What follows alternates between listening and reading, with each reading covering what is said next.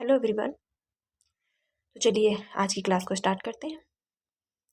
और आज हम 141 से आगे के पीवाईक्यू करेंगे, जो हम पॉलिटी के जो हमारी पीवाईक्यू सीरीज चल रही है, और इससे पीछे के क्वेश्चन को आप पिछली क्लासों में देख सकते हैं। चलिए स्टार्ट करते हैं बिना टाइम को वेस्ट किए।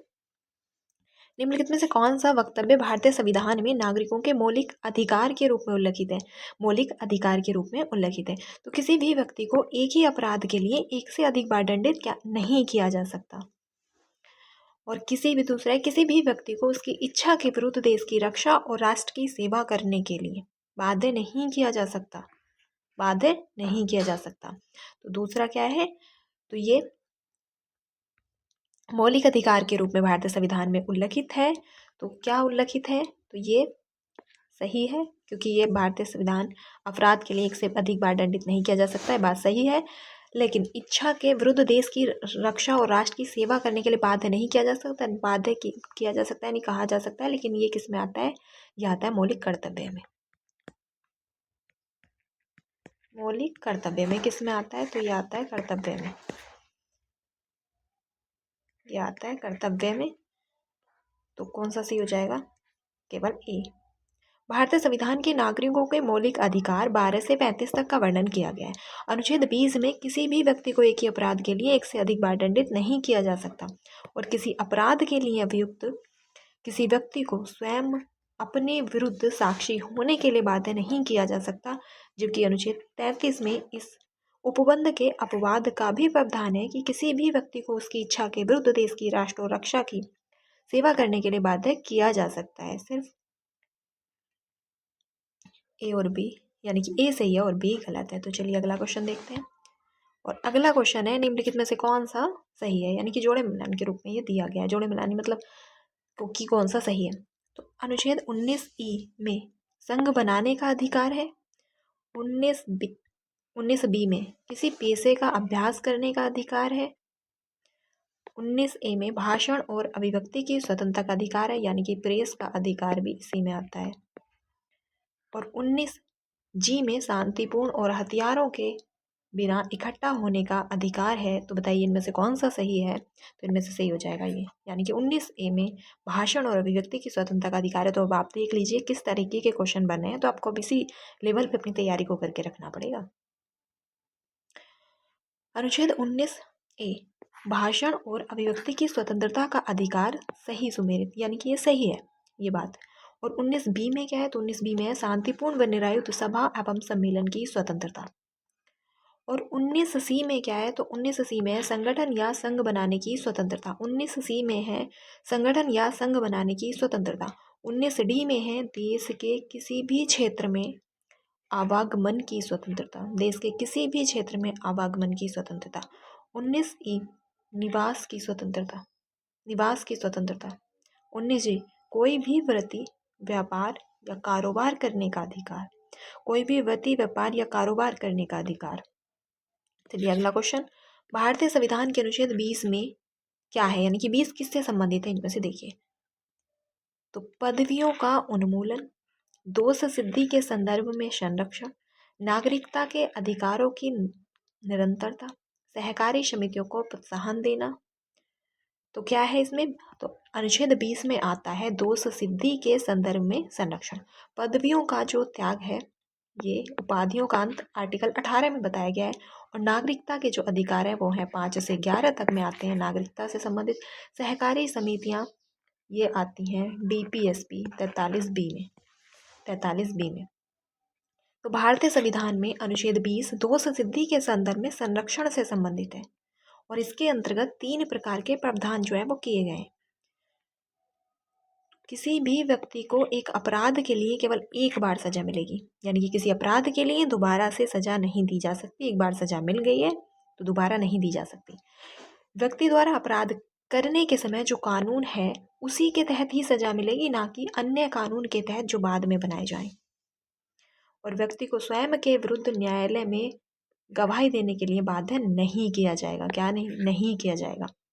अगला क्वेश्चन है, भारतीय संविधान के अनुच्छेद 21 ए के तहत राज्य को से 14 वर्ष की आयु के सभी बच्चों को मुफ्त और अनिवार्य शिक्षा प्रदान करनी है। तो कहाँ से कहाँ तक? 4 से 14, 6 से 14, 8 से 14 या 10 से 14? तो ये है 6 से 14, 6 से 14, जिसे 21A में जोड़ा गया है। और ये 21A में जोड़ा गया है। पहले किस में था? तो ये पहले जो है डीपीएसपी में था, और इसको कब जोड़ा गया? तो 86 में संशोधन के द्वारा इसको जो है जोड़ा गया है। तो देख लेते हैं इसके एक्सप्लेनेशन। भारतीय संविधान में अनुच्छेद 21 में प्राण एवं दैहिक स्वतंत्रता से संबंधित क्या है? प्राण एवं दैहिक स्वतंत्रता से संबंधित है। जबकि 21A के तहत राज्य 6 से 14 वर्ष की आयु के समस्त बच्चों को ऐसे ढंग से जैसा कि राज्य विधि द्वारा निर्धारित करे निःशुल्क एवं अनिवार्य शिक्षा को उपलब्ध कराएगा। 21A को 86 में संविधान संशोधन द्वारा 2002 में अंतः स्थापित कर दिया गया तथा शिक्षा का जो अधिकार है वो एक्ट 2009 में आया, जिसे 2010 में लागू किया गया। किसमें आया? तो 2009 में आया, जिसे 2010 में लागू किया गया। तो चलिए अगला क्वेश्चन देखते हैं।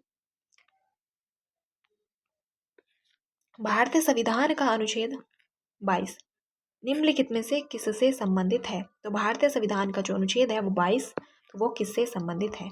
धर्म, प्रजाति, जाति, लिंग, जन्म स्थान के आधार पर भेदभाव का निषेध करता है ये। दूसरा है सार्वजनिक रोजगार के मामलों में अवसर की समानता, कुछ मामलों में गिरफ्तारी और हिरासत के खिलाफ संरक्षण, संपत्ति का अधिकार। तो क्या है इसका?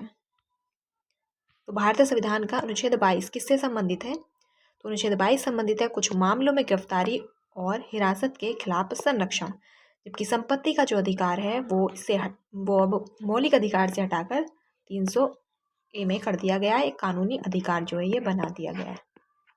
ये कैसा है? कानूनी अधिकार है। सार्वजनिक रोजगार के मामले में अवसर की समानता और धर्म, जाति, लिंग, स्थान, तो ये सब समानता में आते हैं, 14 से 18 तक में आते हैं। तो भारतीय संविधान का अनुच्छेद 22 कुछ मामलों में गिरफ्तारी और हिरासत के खिलाफ संरक्षण से संबंधित है। और इसके अनुसार यदि व्यक्ति को मनमाने ढंग से गिरफ्तार किया गया है तो उनमें 3 प्रकार की स्वतंत्रता दी जाती है। हिरासत तो 3 प्रकार की स्वतंत्रता है। तो पहली है हिरासत में लिए जाने का कारण बताना होगा, यानी कि हिरासत में लिए जाने का क्या कारण बताना होगा, और 24 घंटे के अंदर उसे अदालत के समक्ष पेश किया जाएगा। व्यक्ति को अपनी पसंद के वकील से सलाह लेने का अधिकार होगा, और 24 घंटे की जो अवधि होगी वो निकटतम मजिस्ट्रेट के समक्ष पेश होगी, और यह जो यात्रा में समय लगा उसको हटाकर होगी। यात्रा समय क्या? हटाकर।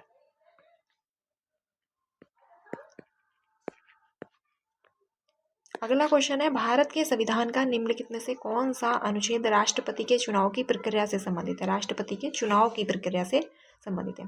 अनुच्छेद 67, अनुच्छेद 55, अनुच्छेद 51, अनुच्छेद 74। तो राष्ट्रपति के चुनाव से संबंधित है अनुच्छेद 55। अनुच्छेद 55। भारतीय संविधान के प्रमुख कुछ अनुच्छेद दिए हुए हैं, देख लीजिए।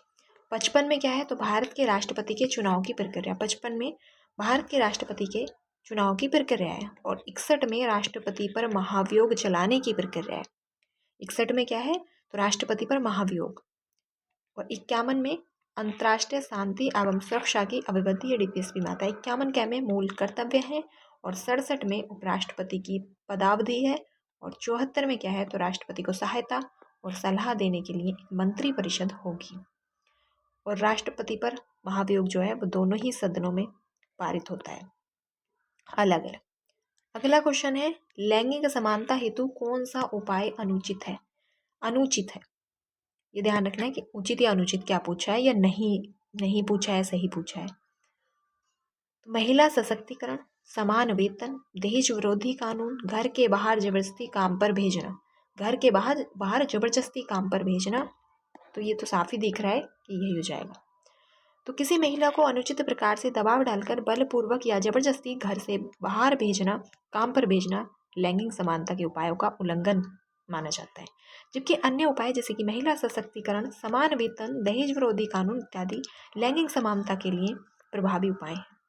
तो अगला क्वेश्चन देखते हैं, किस मौलिक अधिकार का उल्लंघन होने पर कोई भी नागरिक किस अधिकार का सहारा लेकर अदालत में जा सकता है?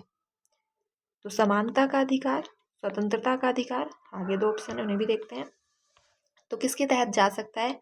और संवैधानिक उपचार का अधिकार, तो संवैधानिक और या उपयुक्त में से सही। तो इसका हो जाएगा किसके तहत जा सकता है न्यायालय? कोई व्यक्ति अगर उसके मौलिक अधिकारों का हनन होता है तो वह इसकी के तहत जा सकता है, संवैधानिक उपचारों का अधिकार, जो आर्टिकल 32 में आता है और इसी को संविधान की आत्मा कहा था बी आर अम्बेडकर ने। तो मौलिक अधिकारों को प्रवर्तित करने का जो अधिकार है स्वयं मौलिक अधिकार है।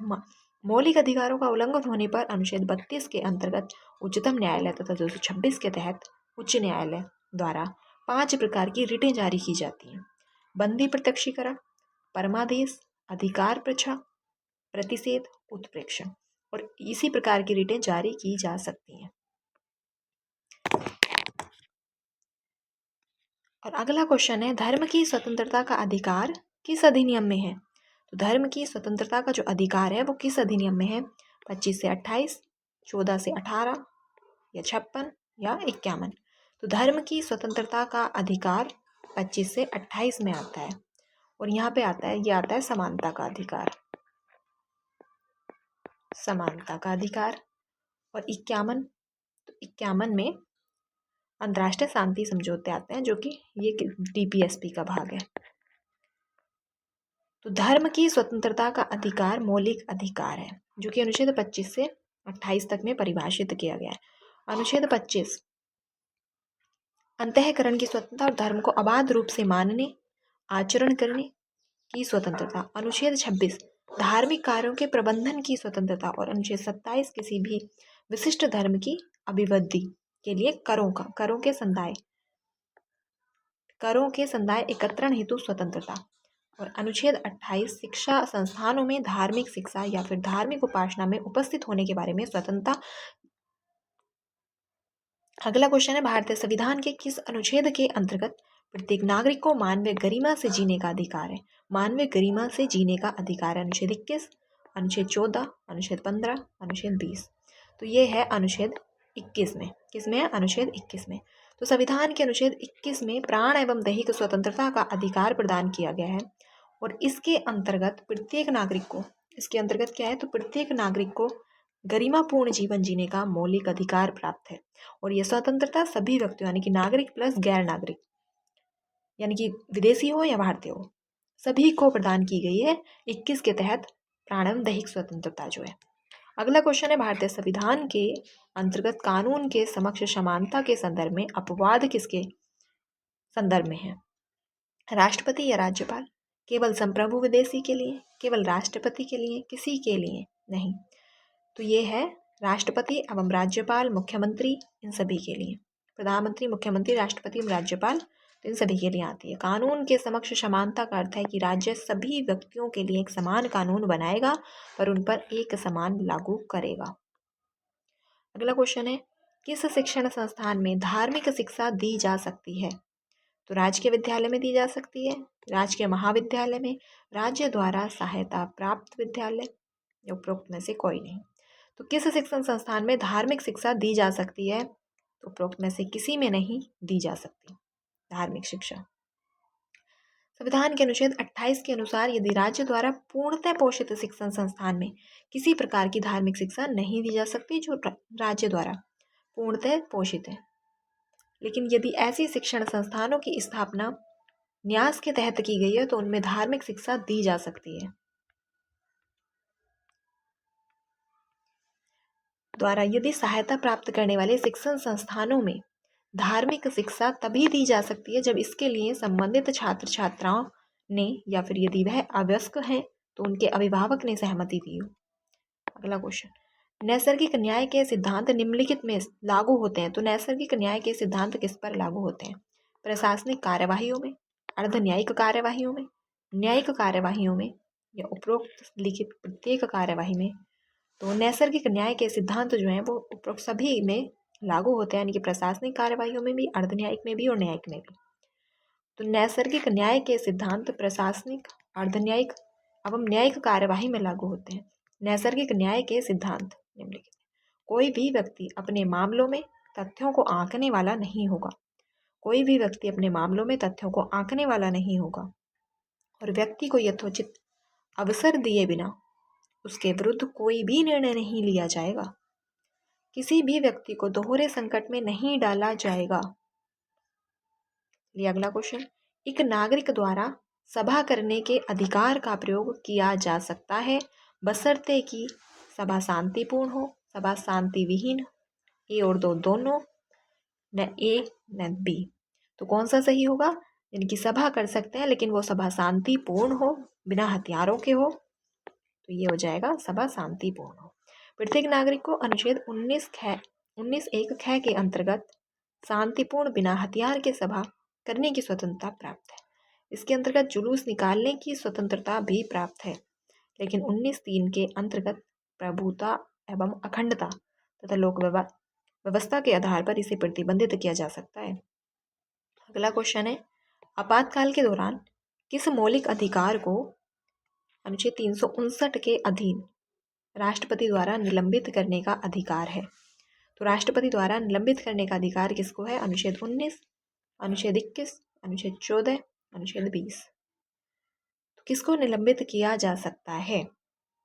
तो 19, 20 और 21 को तो किया नहीं जा सकता, तो 2 ऑप्शन हो रहे हैं। और किसको किया जा सकता है? तो 14 और 19 किया जा सकता है, 20 और 21 को छोड़कर। अनुच्छेद 19 भी स्थापित हो सकता है।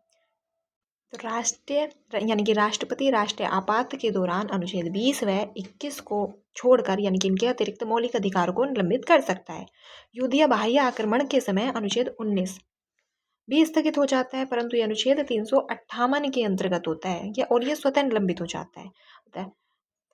जो इसका विकल्प माने गए थे ए और सी दोनों ही माने गए, तो इसे निरस्त कर दिया गया है क्योंकि 20 और 21 दोनों को ही छोड़ना है। भारतीय संविधान का अनुच्छेद 25 संबंधित है किससे? तो धर्म की स्वतंत्रता, निजी स्वतंत्रता, आर्थिक समानता या फिर सामाजिक स्वतंत्रता।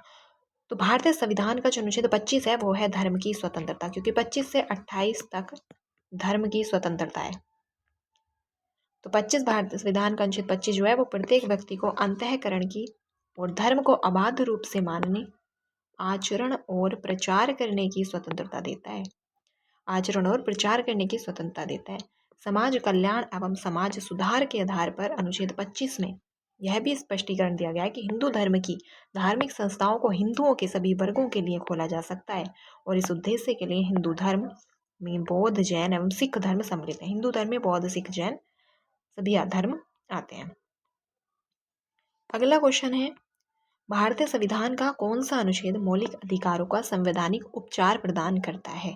अनुच्छेद 32, अनुच्छेद 136, 14 और 142। तो संवैधानिक उपचारों का अधिकार कौन सा आर्टिकल जो है वो प्रदान करता है? तो वो है अनुच्छेद 32, जिसके तहत अगर आपके मौलिक अधिकार का उल्लंघन होता है तो आप सीधे सुप्रीम कोर्ट जा सकते हैं अनुच्छेद 32 के तहत, और 226 के तहत आप हाई कोर्ट जा सकते हैं। तो भारतीय संविधान के अनुच्छेद 32 में संवैधानिक उपचारों का अधिकार है प्रदान किया गया है। डॉक्टर भीमराव अंबेडकर ने इसे संविधान की आत्मा कहा है। किसने? बी.आर. अम्बेडकर ने। और उच्चतम न्यायालय के अनुसार अनुच्छेद 32 के तहत किसी के भी अगर मूल अधिकारों के संबंध में निर्देश जारी करने का अधिकार है सुप्रीम कोर्ट को, और इसके लिए उच्चतम न्यायालय बंदी प्रत्यक्षीकरण, परमादेश, प्रतिषेध, उत्प्रेक्षण एवं अधिकार प्रच्छा नामक 5 प्रकार की रिटें जारी करता है। और उच्चतम न्यायालय ने व्यवस्था दी है कि जब अनुच्छेद 226 के अंतर्गत संबंधित व्यक्ति के पास उच्च न्यायालय के माध्यम से न्याय पाने का अवसर है तो पहले वह उच्च न्यायालय जाना चाहिए। तो पहले कहाँ? पहले उच्च न्यायालय ही जाना चाहिए। अगला क्वेश्चन है, निम्नलिखित में से कौन सा मूलभूत मौलिक अधिकार नहीं है? मूलभूत अधिकार नहीं है।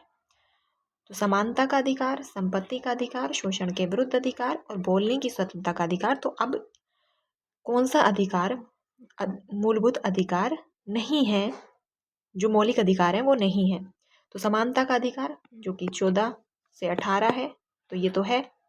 संपत्ति का अधिकार ये 300A में कर दिया गया है, तो ये नहीं है, तो हमारा यही हो जाएगा। और शोषण के विरुद्ध अधिकार तो ये 23-24 में है, और बोलने की स्वतंत्रता का अधिकार ये 19 में है।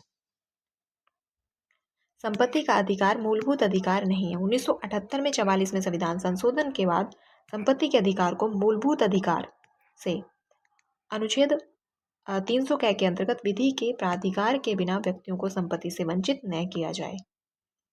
और अगला क्वेश्चन है, धर्म, मूल वंश, जाति, लिंग या जन्म स्थान के आधार पर विभेद का प्रतिषेध संविधान के निम्न अनुच्छेद में प्रदत्त है। इसमें तो प्रतिषेध संविधान के निम्न अनुच्छेद किस अनुच्छेद में है? अनुच्छेद 12, अनुच्छेद 13, 14 या फिर 15। तो ये किस में है? तो धर्म, मूल वंश, जाति, लिंग एवं जन्म स्थान के आधार पर विभेद अनुच्छेद 15, अनुच्छेद 15 में। तो अनुच्छेद 15 के अनुसार राज्य किसी नागरिक के विरुद्ध धर्म, मूल, जाति, लिंग, जन्म स्थान या फिर इनमें से किसी आधार पर विभेद नहीं करेगा तथा किसी भी नागरिक के साथ दुकानों, सार्वजनिक भोजनालयों, होटलों और सार्वजनिक मनोरंजन के स्थानों में प्रवेश या पूर्णतः या भागतः राज्य निधि से पोषित या साधारण जनता के प्रयोग के लिए समर्पित कुओं, तालाबों, स्नान घाटों, सड़कों के उपयोग का संबंध में कोई भेदभाव नहीं किया जाएगा। अपवाद, महिलाएं, बच्चे और सामाजिक आर्थिक दृष्टि से पिछड़े नागरिकों के लिए विशेष उपबंध किया जा सकता है। अगला क्वेश्चन है, विधि के समक्ष समानता का अधिकार संविधान के किस अनुच्छेद में दिया गया है? तो विधि के समक्ष समानता का अधिकार अनुच्छेद 8, 9, अनुच्छेद 13 या फिर 14। तो विधि के समक्ष समानता का अधिकार जो है वो अनुच्छेद 14 में आता है, 14 में आता है। जबकि ये दोनों नागरिकता के अधिकार हैं, ये नागरिकता से संबंधित है। चलिए अगला क्वेश्चन देखते हैं, नहीं पहले इसकी व्याख्या देखते हैं। तो संविधान के अनुच्छेद 14 के अनुसार राज्य भारत के राज्य क्षेत्र में किसी व्यक्ति को विधि के समक्ष समानता या फिर विधियों के समान संरक्षण से वंचित नहीं करेगा। और विधि के समक्ष समता की अवधारणा को ब्रिटिश प्रणाली से लिया गया है। और विधि द्वारा स्थापित प्रणाली को कहाँ से लिया गया है? तो वो जापान से। विधि द्वारा स्थापित जापान से है, जबकि विधि के समक्ष समानता की अवधारणा को कहाँ से? ब्रिटिश प्रणाली से लिया गया है। अगला क्वेश्चन है, भारत के संविधान में संघ शब्द का प्रयोग किस अनुच्छेद में किया गया है? संघ शब्द का प्रयोग किस अनुच्छेद में किया गया है? अनुच्छेद 34, अनुच्छेद 3, अनुच्छेद 13 या संविधान में कहीं भी संघ शब्द का प्रयोग नहीं किया गया है। तो संघ शब्द का जो प्रयोग है वो भारतीय संविधान के अनुच्छेद 34 में, किसमें? तो 34 में किया गया है। भारत के संविधान में संघ शब्द का प्रयोग अनुच्छेद 34 में, किसमें? तो अनुच्छेद 34 में किया गया है। और जब किसी क्षेत्र में सेना विधि प्रवत है तब इस भाग द्वारा प्रवत अधिकारों पर निर्बंधन होता है। क्या होता है? निर्बंधन होता है। अगला क्वेश्चन है, भारतीय संविधान के किस अनुच्छेद में अल्पसंख्यक वर्गों को अपनी रुचि की शिक्षा संस्थानों की स्थापना और प्रशासन का अधिकार प्रदत्त है? तो शिक्षण संस्थानों की स्थापना और प्रशासन का अधिकार किसमें है? अनुच्छेद 29, 30, 31 या फिर 33। तो ये अनुच्छेद 30 में है। अनुच्छेद 30 के प्रावधानों के अनुसार धर्म या भाषा आधारित सभी अल्पसंख्यकों को अपनी रुचि की शिक्षा संस्थानों की स्थापना और प्रशासन का अधिकार होगा। इसके अलावा शिक्षा संस्थानों को सहायता देने में राज्य किसी शिक्षा संस्थान के विरुद्ध इस आधार पर विभेद नहीं करेगा कि वह धर्म या भाषा आधारित किसी अल्पसंख्यक वर्ग के प्रबंधन में है। अगला क्वेश्चन है, कौन सा अधिकार डॉक्टर अंबेडकर द्वारा संविधान की हृदय एवं आत्मा कहा जाता है? तो समानता का अधिकार, अभिव्यक्ति का अधिकार, संवैधानिक उपचारों का सिद्धांत या धार्मिक स्वतंत्रता। तो डॉक्टर बी आर अम्बेडकर ने जो है संविधान की हृदय और आत्मा कहा है, तो वो कहा है संवैधानिक उपचारों का सिद्धांत, अनुच्छेद 32 को। संविधान के निर्माता भीमराव अम्बेडकर ने भारतीय संविधान के अनुच्छेद 32 को संवैधानिक उपचारों का सिद्धांत, भारतीय संविधान की हृदय एवं आत्मा कहा है। अगला क्वेश्चन है, सर्वोच्च न्यायालय द्वारा समुचित पर्यावरण के अधिकार को किस मौलिक अधिकार में शामिल माना गया है? तो किस मौलिक अधिकार में इसको शामिल माना गया है? तो समता के अधिकार, प्राण एवं दैहिक स्वतंत्रता का अधिकार, शोषण के विरुद्ध अधिकार, संस्कृति व शिक्षा संबंधी अधिकार। इसे माना गया है प्राण एवं दैहिक स्वतंत्रता का अधिकार अनुच्छेद 21 में पर्यावरण समुचित पर्यावरण यानी के अधिकार को भी मौलिक अधिकार माना गया और निजता का अधिकार भी इसी में जोड़ा गया है। सर्वोच्च न्यायालय द्वारा समुचित पर्यावरण के अधिकार को अनुच्छेद 21 में वर्णित प्राण एवं दैहिक स्वतंत्रता के मौलिक अधिकार में शामिल किया गया, क्योंकि प्राण एवं दैहिक स्वतंत्रता के अंतर्गत किसी भी व्यक्ति को विधि द्वारा स्थापित प्रक्रिया के अतिरिक्त उसके जीवन और व्यक्तिगत स्वतंत्रता के अधिकार से वंचित नहीं किया जा सकता है। चलिए अगला क्वेश्चन देखते हैं। तो अगला जो क्वेश्चन है वो है मानव अधिकारों की सार्वभौम घोषणा का अनुच्छेद 6 किससे संबंधित है? तो मानव अधिकारों की सार्वभौम घोषणा का अनुच्छेद 6 किससे संबंधित है?